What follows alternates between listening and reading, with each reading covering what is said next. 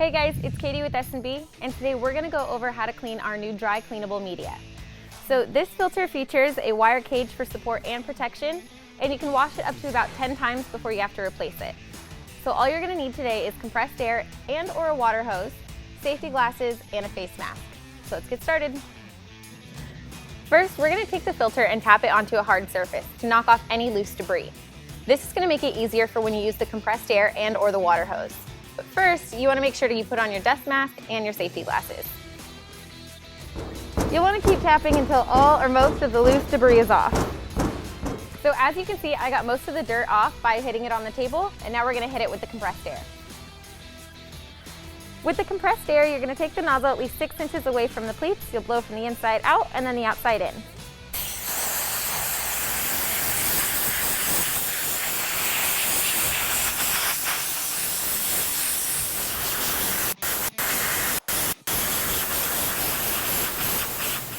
As you can see, we were able to get most of the dust off using the compressed air.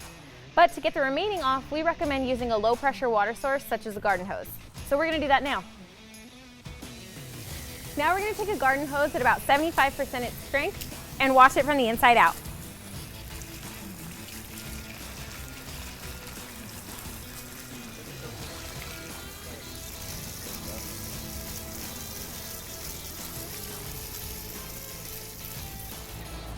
Once you notice that the water is running clear and that you've gotten most of the dirt and debris off the filter, it's time to let it dry.